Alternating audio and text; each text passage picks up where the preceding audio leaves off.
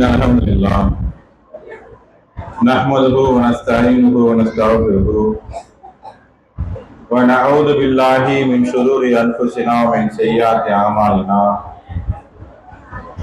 من يهده الله فلا مضل له ومن يضلل فلا هادي له وأشهد أن لا إله إلا الله وحده لا شريك له وأشهد أن محمدا عبده ورسوله أما بعد فإن أصدق الحديث كتاب الله وخير هدي هدي محمد صلى الله عليه وسلم وشر الأمور محدثاتها وكل محدثة بدعة وكل بدعة ضلالة وكل ضلالة في النار. எல்லாம் உள்ள அல்லாஹ்வின் கண்ணியமிக்க அடியார்களே, இறைவன் கிருபையினால் ரமலான் மாதத்துடைய 6வது இரவிலே நாம் அமர்ந்திருக்கிறோம். இந்த ரமலான் தொடர் பயானிலே எதை பின்பற்ற வேண்டும் என்ற தலைப்பின் கீழே சில செய்திகளை கடந்த 5 நாட்களாக பார்த்தோம். அதாவது ஒரு முஸ்லிம் நாளை மறுமையிலே வெற்றி பெற வேண்டும் என்றால், நரகத்திற்கு செல்லாமல் சுவனத்திற்கு செல்ல வேண்டும் என்றால், அவன் இந்த உலகத்துல செய்ய வேண்டிய மிக முக்கியமான காரியம் வணக்க வழிபாடு அல்ல, தான தர்மங்கள் அல்ல, நல்லதை பேசுவதல்ல, நல்லதை சொல்வதல்ல, நோன்பு வைப்பதோ தொழுகை வைப்பதோ முதன்மையான காரியமாக நபியை நான் சிரித்தல்ல. ஒரு முஸ்லிம் இந்த உலகத்துல வாழும் பொழுது தொழுகை செய்கிறார், நோன்பு வைக்கிறார், ஜக்காத்து கொடுக்கிறார், தான தர்மம் செய்கிறார், நல்ல காரியங்கள் அனைத்திலுமே அவருடைய முயற்சி இருக்கிறது. இந்த பயான கூட உட்கார்ந்து இருக்கிறார், இதுல ஒரு நன்மை இருக்கிறது என்று. இந்த காரியத்தை எல்லாம் முன்னதாக இந்த காரியத்துக்கு இருக்கக்கூடிய முக்கியத்துவத்தை விட ஒரு விஷயத்திற்கு அவர் முக்கியத்துவம் கொடுத்து பிறகு இதை செய்தால் மட்டும்தான் நாளை கொழுந்து விட்டு இடையே நரகத்திலிருந்து உங்களை காத்துக் கொள்ள முடியும். நாம செய்யக்கூடிய ஒழு இருக்கு பாருங்க, ஒழு பாவங்களே மன்னிக்கின்ற சொல்றாங்க. ஒழுவுல தண்ணி போது பாருங்க, முகத்தை கழுவும் பொழுது, கையை கழுவும் பொழுது அந்த நீரோட சேர்ந்து நீங்கள் செய்த பாவங்கள் கழுகின்றது அப்படின்னு சொல்லி காட்டுறாங்க.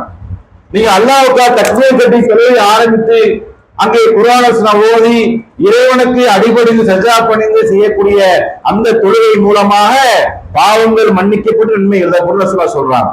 இதையெல்லாம் கடைபிடிக்கக்கூடிய ஒரு முஸ்லிம் இதையெல்லாம் பண்ணி இதெல்லாம் செஞ்ச பிறகு, இந்த காரியத்தை எல்லாம் உறுதியாக செயல்படுத்திய பிறகு, எதை செயல்படுத்த தவறிவிட்டாரோ, எதை முதன்மையாக எடுத்துக்கொள்ளவில்லையோ, நான் காலமெல்லாம் தொழுதேன் இறைவா, கால் எடுக்க உனக்காக தொழுதேன், என்னுடைய தூக்கத்தை கலைத்து உனக்காக தொழு கொண்டிருந்தேன், உன்னுடைய பாதையிலே நான் வாரி வாரி வழங்கி கொண்டிருந்தேன், நீ விதித்த கடமையான ஜக்காத்தை என்னுடைய பொருளாதாரத்திலிருந்து கணக்கிட்டு கொடுத்து கொண்டிருந்தேன், நோன்பு காலங்கள்ல நோன்பு வைப்பதை நான் முதன்மையாக கொண்டிருந்தேன், எனவே இறைவா சோனத்தை எனக்கு தருவாயாக, சொர்க்கத்தை எனக்கு வழங்குவாயாக என்று ஒரு முஸ்லிம் அல்லாஹ்விடத்திலே வாதிட வேண்டும் என்றால், இறையஞ்ச வேண்டும் என்றால், கோரிக்கை வைக்க வேண்டும் என்றால், இந்த அமல்களை எல்லாம் காட்டிலும் ஒரு முதன்மையான காரியம் அவரிடத்தில் இருக்க வேண்டும். அது இல்லாவிட்டால் எவ்வளவு பெரிய வணக்கசாலியாக இருக்கிறார், எவ்வளவு பெரிய வாரி வளராக இருக்கிறார், எல்லா அமல்களையும் தன்னுடைய வாழ்விலே மிஸ் பண்ணாம அதை ஒரு காலமும் தவறாமல் அந்த வணக்க வழிபாடுகளை அமல்களை செய்கிறார். உபரியான சுண்ணத்தான தொழிலை கூட ஒரு நாளும் விட்டு வைக்க மாட்டார். வணக்கத்திலேயே மூடி இருக்கிறார்.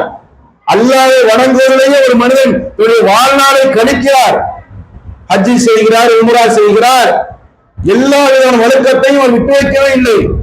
இன்னும் இருந்தா இரவே தூங்கும் போது நிறைய சொன்னாங்களே, உதவு செய்துவிட்டு துவா செய்து நீங்க என்ன செய்யுங்க, தூங்குங்கள், அதுல உங்களுக்கு அல்லாஹ்வுடைய அருள் இருக்கிறது, அதுல உங்களுக்கு பாதுகாப்பு இருக்கிறது என்று சொன்னாங்களே, அதை கூட அவர் என்ன செய்ய தவறு விடுவதில்லை. எந்த சுண்ணத்தையும் அவர் தவறு விடுவதில்லை. நீங்க முஸ்லீமுக்கு இருக்காங்கல்ல, எத்தனையோ ஊர்கள்ல எத்தனையோ மக்கள் வணக்க வழிபாடை முதன்மையாக கொண்டிருக்கிறார்கள். வேலை, வியாபாரம் எல்லாத்தையும் ஓரம் கட்டி வச்சுக்கிட்டு, குறிப்பா பெண்கள் வீட்டுல ஒரு 40-50 பேருக்கு மேல ஓய்வு இருக்காங்க. தன்னுடைய கணவர் மகனால் சம்பாதித்து அனுப்புவாங்க. 40 பேருக்கு மேல ஓய்வு இருக்கும் பொழுது பெண்கள் செய்யக்கூடிய மிக முக்கிய காரியம் என்ன? நம்முடைய சமுதாயத்து பெண்கள் வணக்க வழிபாடுல மூழ்கி இருப்பாங்க. வரக்கூடிய எல்லா யாசகர்களுக்கும் யாசகம் கொடுப்பாங்க. அல்லாஹ்வுடைய பாதையில் இருந்து விட்டால் தான தர்மங்களை, ஜக்காத்தை வாரி வழங்குவார்கள். இப்பேற்பட்ட மனிதருக்கும் நாளை மறுமையில நரக படுகொலி, வெந்து சாகக்கூடிய நரகத்தை அல்லாஹ் பரிசளிப்பார் என்று சொன்னால் ஒரு காரியத்தை அவர் முதன்மைப்படுத்தவில்லை, ஒரு விஷயத்தை அவர் வாழ்நாள்ல கடைபிடிக்கவே இல்லை. எனக்கு மார்க்கத்திலே வணக்கம் தவிர, அல்லாஹ் காட்டியதை அந்த வணக்க வழிபாடுகளை இபாத் தவிர வேற என்ன முக்கியமா இருக்குது? இபாத்து செஞ்சவருக்கு, குறிப்பா தொழுவதற்கு, அந்த தொழுகையுடைய அடையாளத்தினாலேயே அவருடைய நரக நெருப்பு அந்த அடையாளங்களை தீண்டாது என்று சொல்லப்படுகிறத அந்த பாக்கியம் எனக்கு கிடைக்காதா? 20 தொழுகிறோம், ஒரு 1 மணி நேரம் இங்க தொழுகிறோம், 30 நாள் தொழுகிறோம். இன்னும் வீடுகளுக்கு போய் 20 மற்ற நாட்கள் தொழக்கூடிய மக்கள் இருக்கிறாங்க, 50 தொழக்கூடிய மக்கள் இருக்கிறாங்க. இந்த மக்கள் அந்த உதவு சஜ்ஜா செய்யற பாருங்க, உதவு செய்யற பாருங்க, இந்த இடங்கள்லாம் வெண்மையாக இருக்குமா? இந்த வெண்மையா உள்ள இடங்களை நரக நெருப்பு தீண்டாது என்று ஹதீஸ் ரசூல் அறிவிக்கிறாங்க. ஏன்? அவர் வணக்கசாலி, அது பேரு கூட அவருக்கு. எல்லா சாதாரண மக்களை விட வணக்கசாலிக்கு அல்லாஹ் பேரு கூட வச்சிருக்கிறான், அந்தஸ்து கூட வச்சிருக்கிறான். அந்த மக்களுக்கு நரக நெருப்பு தீண்டாது என்று ரசூலுல்லாஹ் சொன்னாங்க. அந்த மனிதருக்கு தீண்டாது என்று சொன்னால் எப்போது தீண்டாது, எந்த கண்டிஷன்ல தீண்டாதுன்னு சொன்னால் அவர் வணக்க வழிபாடுகள்லாம் மேலாக, தான தர்மங்களுக்கெல்லாம் மேலாக, ஜக்காத்துகளுக்கெல்லாம் மேலாக, நோன்பு, ஹஜ்ஜி, உம்ரா எல்லாத்திற்கும் மேலாக அல்லாஹ்வையும் தூதரையும் பின்பற்ற ஆரம்பித்திருந்தால் மட்டும்தான் ஏற்றுக்கொள்ளப்படும். இல்லை என்றால் எல்லாமே அடிபட்டு போயிடும். அப்ப ஒரு மனிதர் தன்னுடைய வாழ்நாள்ல முதன்மைப்படுத்த வேண்டியது வணக்க வழிபாடுகளுக்கெல்லாம் மேலாக, வணக்க வழிபாடை செய்வதற்கு முன்னதாக அல்லாஹ்வுக்காக தன்னுடைய இபாதத்துகளை, அமல்களை செய்வதற்கு முன்னதாக அதை நபிகள் நாயகம் எப்படி காட்டி தந்தார்களோ, அல்லாஹ் எப்படி செய்ய சொன்னானோ அந்த நேர்வழி உங்கள்கிட்ட இருக்கிறதா? அந்த நேர்வழி உங்களிடம் வந்துவிட்டதா?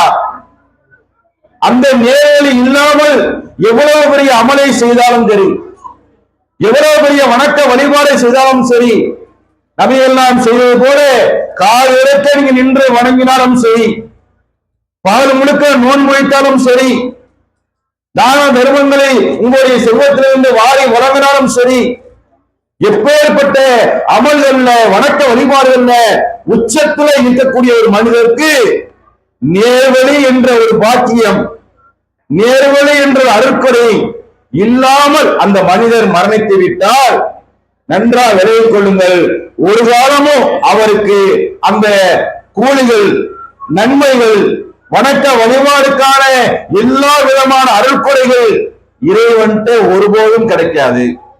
ஏன் கிடைக்காது? அல்லாஹ் சொன்னது மாதிரி அவருடைய வாழ்க்கையில வணக்க வழிபாடுகள் இருந்தாலும் கூட ஒரு பேச்சுக்கு நபியை பின்பற்றி கூட அவர் இருந்திருக்கலாம், அந்த வணக்க வழிபாடு செஞ்சிருக்கலாம்.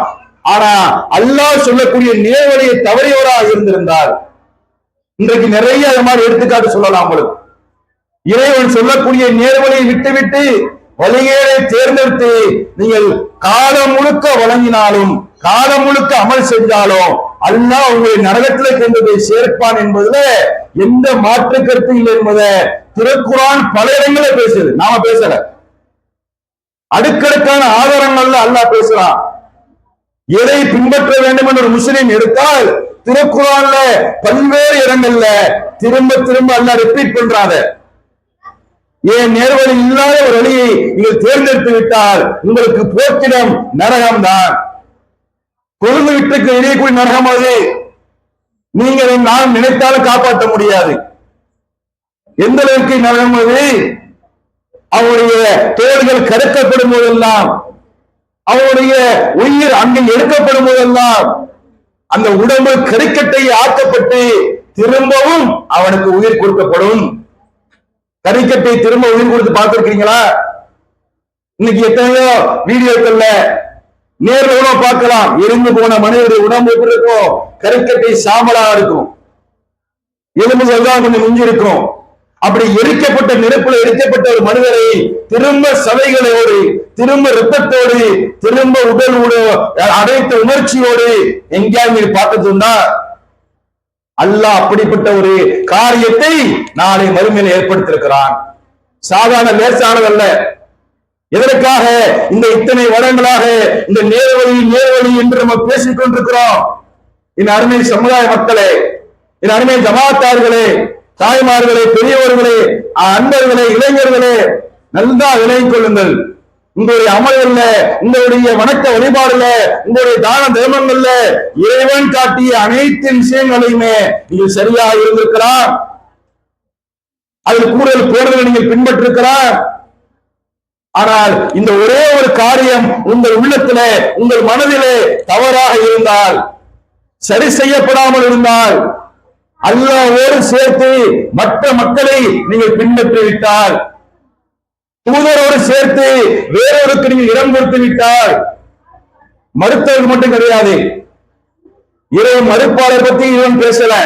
அது பல இடங்களில் இஸ்லாம் குர்ஆன்ல அல்லாஹ் பேசலாம். இறை மறுப்பாளருக்கு கேள்விகளுக்கு கிடையாது. இறை மறுப்பாளருக்கு வணக்க வழிபாடு கிடையாது. அல்லாஹ்வை மறுத்த குஃபார்களுக்கு எந்த விதமான போக்கிலும் இல்லை. ஆனால் இறைவனையே காலமுள்ள வணங்கிய ஒரு முஸ்லிமுடைய நிலை என்ன? இறைவனையே காலமுள்ள பேர ஒரு முஸ்லிம் நிலைமை என்ன? 50 வயதாகிறது, நடக்க முடியாமல் நடந்து பள்ளிவாசல் என்று வணங்குகிறாரே, அவர் நிலைமை என்ன? 60 வயதாவது, உட்கார்ந்து தொழுதால் நிக்க முடியல, உட்கார்ந்து தொழுகிறாள் என்ற பெண்மணி, அவர் நிலைமை என்ன? மறுமையில வீட்டு வாசப்படி ஏறி தான தர்மம் என்று யாசகம் கேட்டு வந்து விட்டால், அந்த யாசகர்களுக்கு கை குறையாமல் அவர் வாரி வழங்குகிறார்கள் தர்மத்தை, அந்த மனிதன் நிலைமை என்ன? அல்லாஹ் எனக்கு சுகத்தை கொடுத்து விடுவான், எனக்கு மறுமையில போக்கிடம் இருக்கிறது, நானும் நாளை மறுமையில என்னுடைய அமல்களை வைத்து, என்னுடைய இபாதத்தை வைத்து, என்னுடைய தான தர்மங்களை வைத்து நான் வெற்றி பெற்று வருவேன். ஏன் தெரியுமா?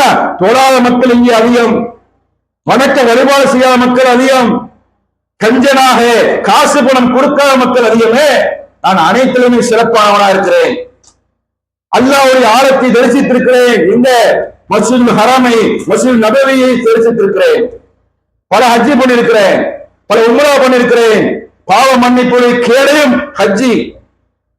உங்களுக்கு தெரியுமா அது? அப்படின்னு நான் சொல்றாங்க, கலப்படமில்லா ஒரு ஹஜ்ஜி நீங்க செய்துவிட்டால் பச்சிலம் குழந்தை போன்று திரும்பி வர்றீங்க.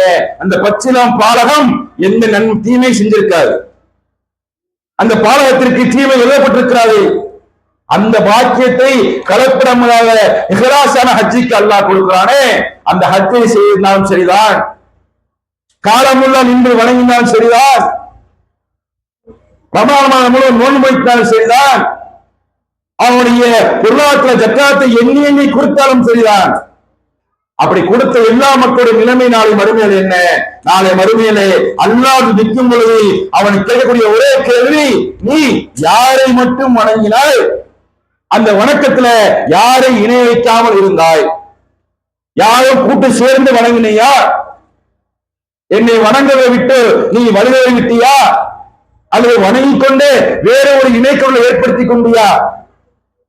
அது மட்டுமல்லாது என் தூதரை பின்பற்றினாயா?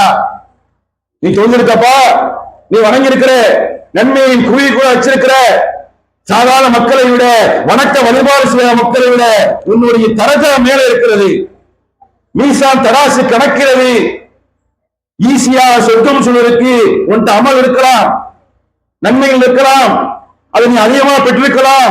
ஆனால் இந்த நன்மைகள், இந்த தான தர்மங்கள், இந்த அமல்கள், இந்த எல்லா வணக்க வழிபாடு விவாதத்துகள் நன்மைகளுக்கான கூலிகள்லாம் எந்த மீசான் தராசை இடப்படப்படுதோ அந்த மீசான் தராசிலைய கலிமாக்கு இடம் இருக்கிறது.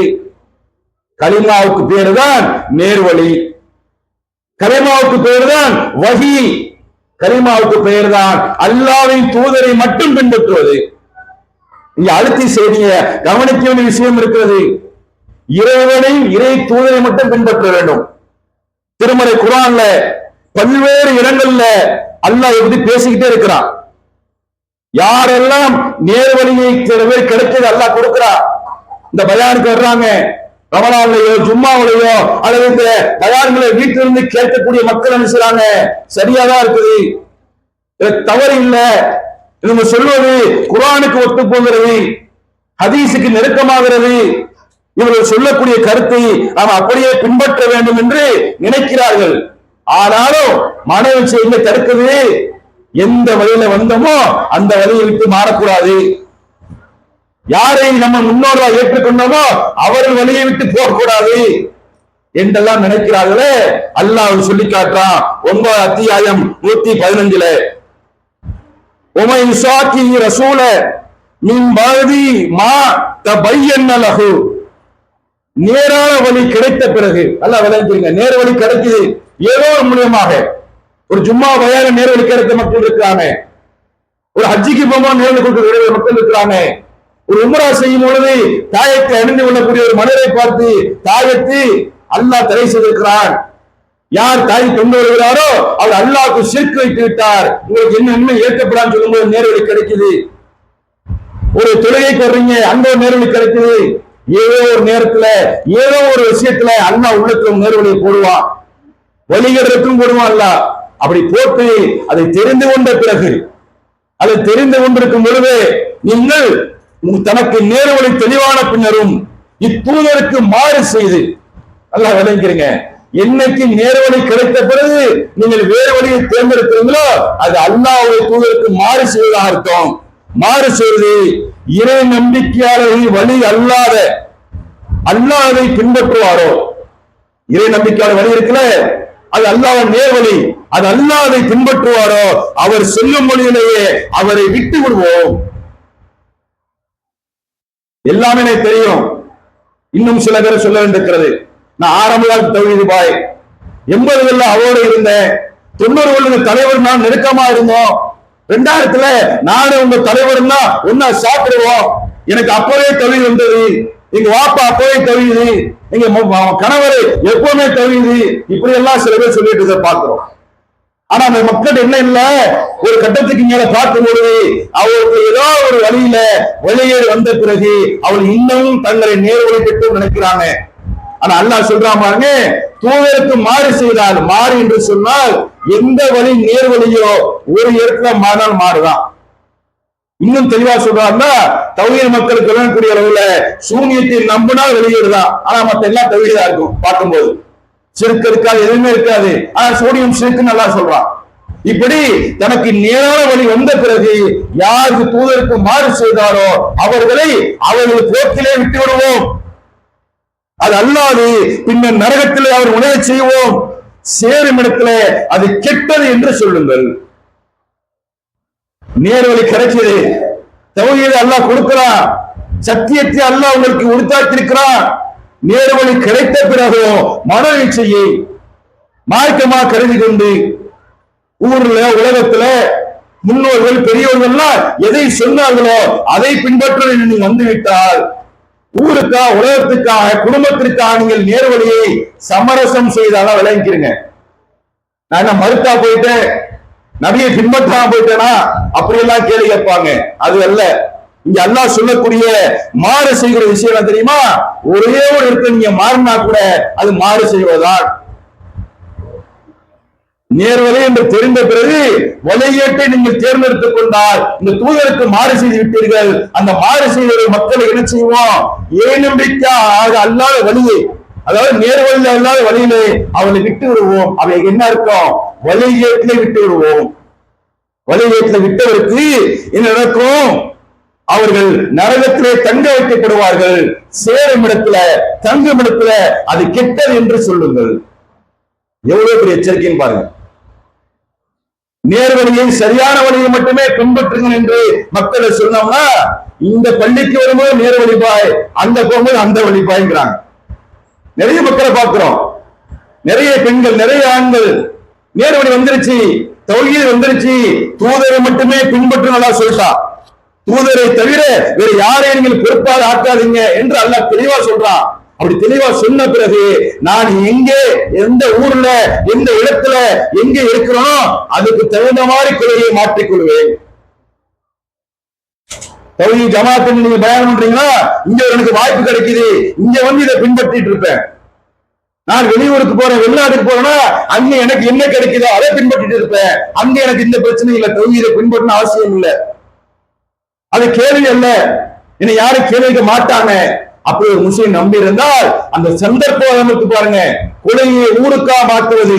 இன்னும் சில பேர் இங்க அந்த வெளியூர்ல போகும்போது, வெளிநாட்டுல இருக்கும்போது அந்த கொள்கையை என்ன செய்வாங்க, அப்படியே ரொம்ப உத்தரமா இருப்பாங்க, ரொம்ப தீவிரமா இருப்பாங்க. பாய் வெளிநாடு சவுதிக்கு போனாரு, துபாய் கட்டர் போனாரு, அவர் வந்து கொள்கையில பிடிப்பனாரு, ஊருக்கு வந்து நிர்வாகத்தை போட்டுருவோம் பாய் மாதிரி என்ன செய்ய முடியாது, வேலை செய்ய முடியாது, அவ்வளவு உறுதியா இருக்காருன்னு சொல்லி வந்து இறங்கி விசா முடிஞ்சு போயிட்டு இறங்குவாரு. ஆளு பள்ளி பக்கம் பார்க்க முடியாது, மர்க்கஸ் சும்மாவை பார்க்க முடியாது, இரவு தொலைக்கு நோம்பு வஞ்சி கொடுக்கிறவங்க ஹெல்ப் பண்ணுங்க இல்ல, எல்லாம் வாட்ஸ்அப்ல என்ன செய்யறது, வெளிநாட்டுகள்ல அதுலயே கொள்கையை உறுதியை காமிச்சுட்டே இருக்கிறது, நேர்முறை காமிச்சுட்டே இருக்கிறது.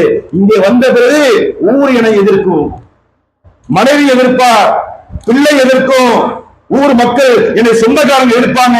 அதனால் நான் எனக்கு எங்க வசதியோ அங்கே நேரடியை பின்பற்றிக் கொள்வேன். நேரான வழி வந்த பிறகு நீங்கள் இறை தூதரை மறுத்து விட்டால் உங்களை அல்லாஹ் வழிகேட்டிலே விட்டு விடுவான். அது மட்டுமில்லாது நரகத்தில் நுழைய செய்து விடுவான். சேரும் இடத்துல கெட்ட நரகம் என்று அல்லாஹ் சொல்லி காட்டுறான். நீங்க நினைச்சே பார்க்க முடியாது, சிந்திக்கவே முடியாது. சிந்திக்க முடியாத ஒரு ஏற்பாட்டை மறுமை அல்லாஹ் வைத்திருக்கிறான். சிந்திக்க முடியாத அர்த்தம், நம்ம சரியா இருக்கிறோம், நம்ம தான் தொழுகையில அந்த வணக்க வழிபாடுல கரெக்டா போயிட்டு இருக்கிறோமே, இவங்க சொல்லக்கூடிய அந்த நேர்வழி இருந்தாதான் சொர்க்கம் போக முடியுமா? கண்டிப்பாக மாற்று கருத்து இல்ல. எந்த அளவுக்கு மாற்று கருத்து இல்லைன்னு சொன்னா அல்லாஹ் தெளிவாகவே திருக்குறான்ல சொல்லி காட்டுறான். எந்த அளவுக்கு அதை பின்பற்ற வேண்டும் என்று சொன்னால், அவர்களை அல்லாஹ் நேர்வழியில் செலுத்தினான், எனவே அவர்கள் நேர்வழியை பின்பற்றுவதாக, இதற்காக உங்களுக்கு எந்த கூலியை கேட்க மாட்டேன் என்று நபியே சொல்கிறாக.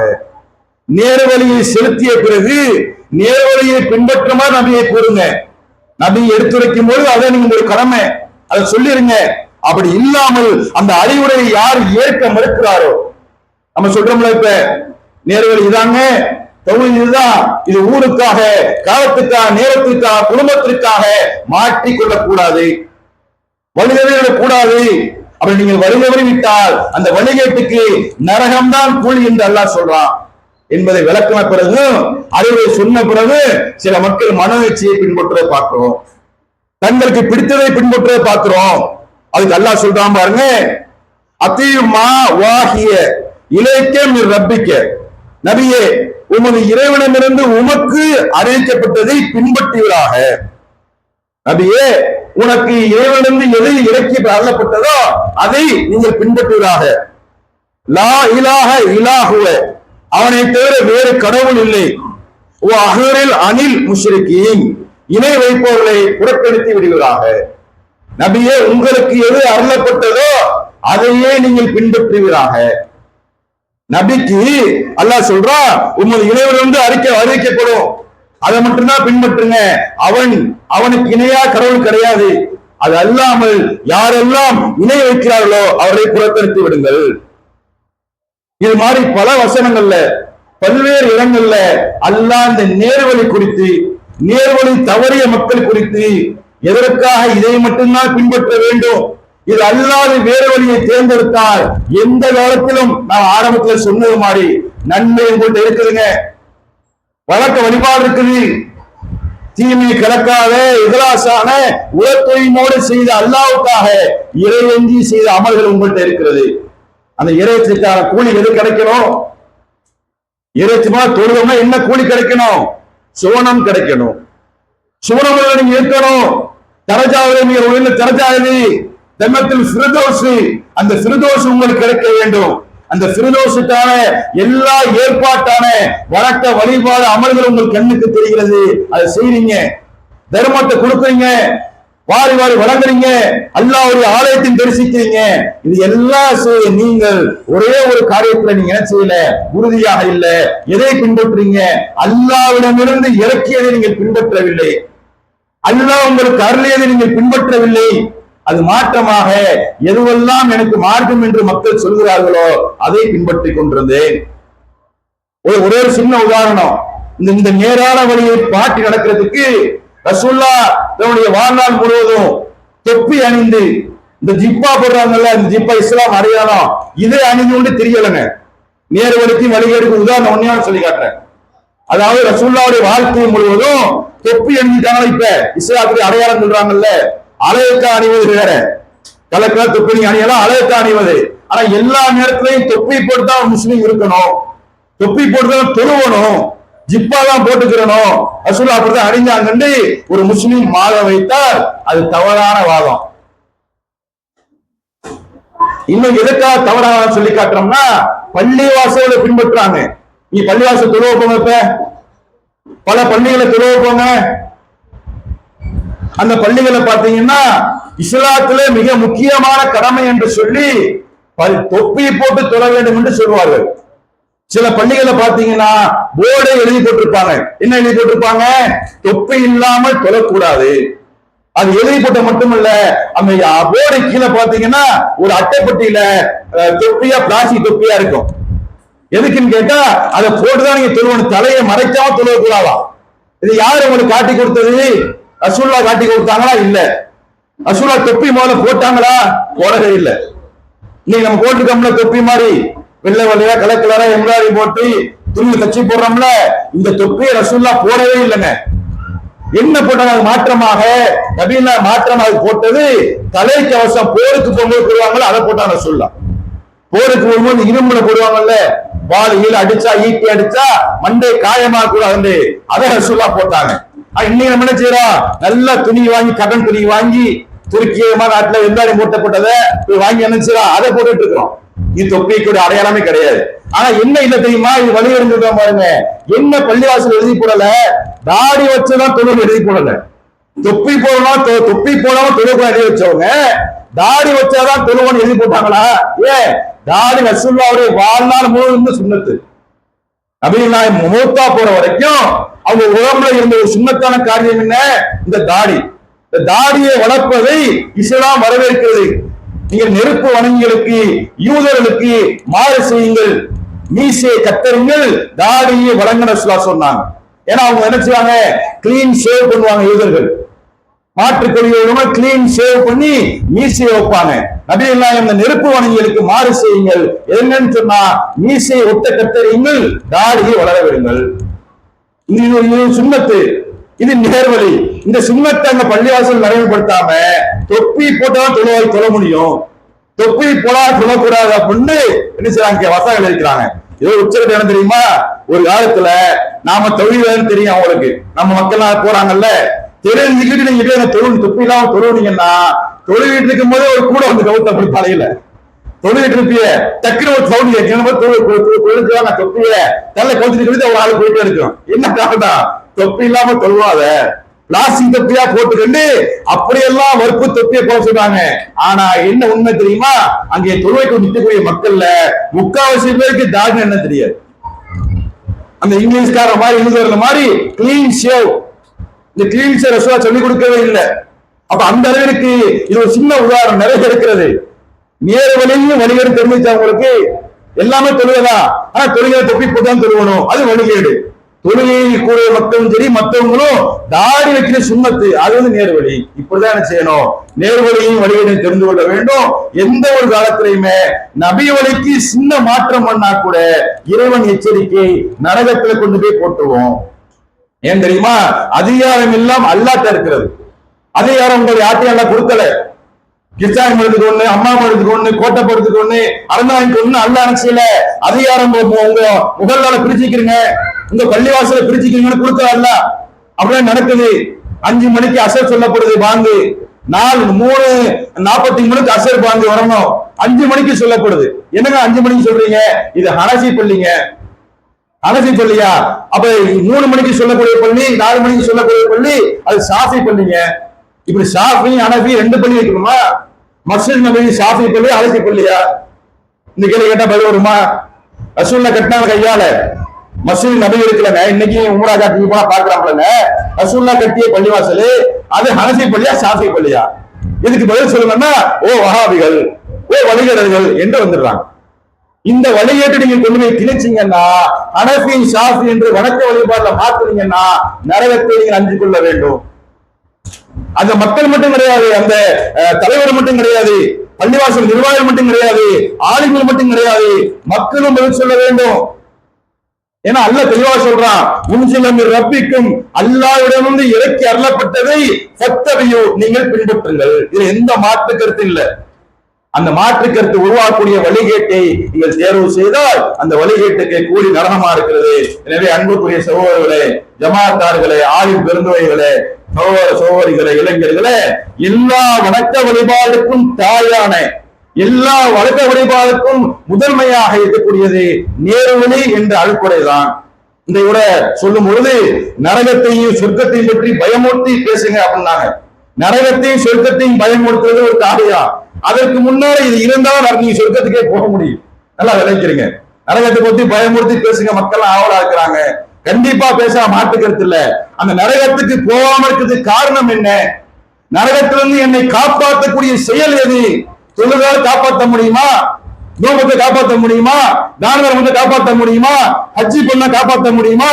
எல்லா வகையான அமலும் செஞ்சா ஒரு முஸ்லிம் நரகத்திலிருந்து காக்க முடியுமா? முடியவே முடியாது. எப்ப முடியாது? அவர் இணை வைத்திருந்தால், அவர் சிரிப்பு வைத்திருந்தால், நேர்வழி பெறாமல் இருந்தால், வழிகேட்டை விலக்கி வாங்கியிருந்தால் எந்த அமலும் அவர் ஏற்றுக்கொள்ளப்படாது.